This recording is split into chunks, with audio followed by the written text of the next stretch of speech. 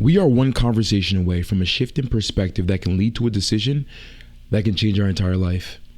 So let's have that conversation. Welcome to the Pieces to Peace podcast.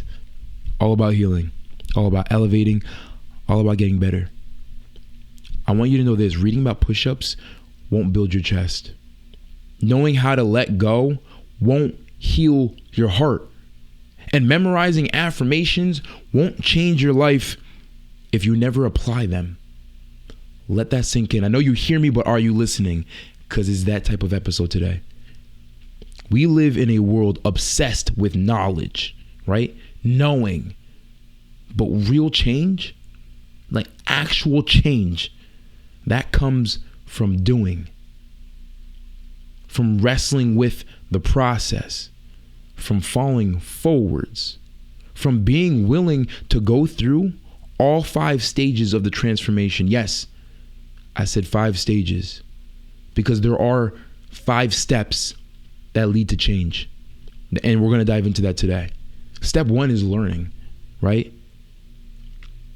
You learn new information. You get excited about it. But if you don't take any action, it actually just diminishes over time, the intent, the ambition behind it. There's this thing called law of diminishing intent, where you learn the new information, you get excited about this new journey. But if there's no real action, immediate action, as quickly as you possibly can, some form of action, doesn't matter how big or small, that ambition behind it will diminish over time. And eventually you'll never take the action. Hence the law of diminishing intent. Because that's how actual healing starts falling together, when you start actually taking those steps. So most people stay in that learning phase, reading the books, watching the videos, listening to the podcast. Sound familiar, right? There's nothing wrong with that. It's crucial. You have to learn. But a lot of people get stuck in the learning phase. They convince themselves that just because they know better, they're doing better. But let's be real. Come on.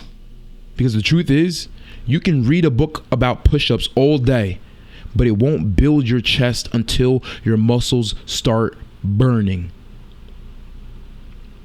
This mental understanding doesn't just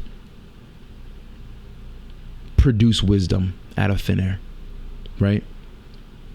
CBT, cognitive behavioral therapy, calls this intellectual insight without behavioral activation. It sounds nice, right? But it won't change you. Step 2 is experimenting. This is where you start actually taking those action steps, trying to figure out what works, what resonates, what fits with you. You'll try something, maybe it doesn't work. And that's fine. Not everything's going to work. We are unique human beings for a particular reason because of that. So the experimental phase allows you to start implementing these new tools. You start testing new habits, right? You experiment to see what starts feeling like healing. You start trying out this new boundaries thing, right? Or you might love the fact that what your real life actually starts to look like and shift and change, right? You start redefining what love is and start throwing away what you thought love was. So you try the push-up, right? It hurts, so you adjust the form. You try a different machine. You set boundaries. It backfires. So you try again with more clarity, with a different approach. Same philosophy, whether it's through fitness or through feeling and healing. It's messy, it's not perfect, but experimenting means you're in the area, in the environment, in the arena, not the audience. You're in the game. You're not in the stands watching, spectating. Step 3, after you experiment, step 1 is learning, step 2 is experimenting, step 3 is performing. You find a groove, a momentum, right? The habits start to click. Things start making sense. You're journaling, you're consistent, you feel stronger, you feel better, it's working. You're healing, you feel free. You're no longer chasing them. You're chasing you. You're chasing God. You're chasing your potential. But here's the trap. You think the performance phase is the end. It's not. There's still 2 more phases. Because after the performance phase, guess what happens? Eventually you start to stagnate. Maybe even regress. Maybe you fall off. Get out of routine or momentum. This phase is called the struggle phase. Struggling. A lot of people quit here and they revert all the way back to the learning phase. And learning is crucial, don't get me wrong. In the struggle phase, this is where most people get confused.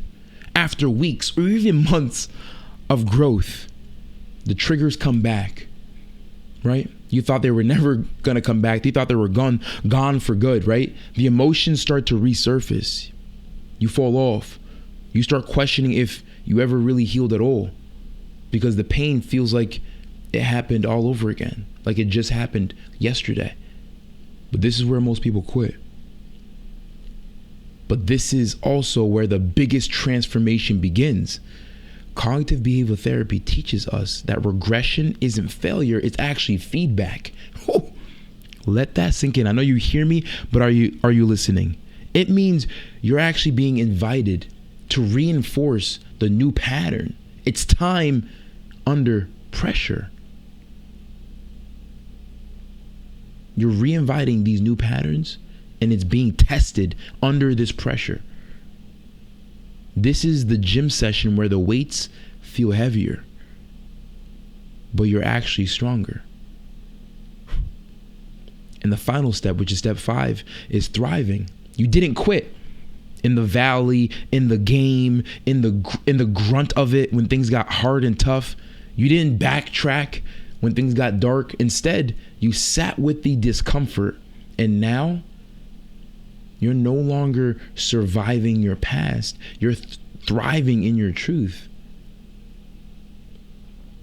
And you're actually realizing that it wasn't falling apart. It was in fact falling together. It sounds cliche, but it's real. In James 1 verse 4, it says, "Let perseverance finish its work so that you may be mature and complete, not lacking anything." You didn't grow in the learning phase. You grew in the perseverance through finishing its work, through putting through the action and getting through the grunt work of it. You pushed through the struggle into the becoming who you're meant to be. If this hit home, if this resonated with you, go to the link in the description and join our Healing Community 7-day free trial. Comment down below your favorite parts, what resonated with you, what you feel as though stuck.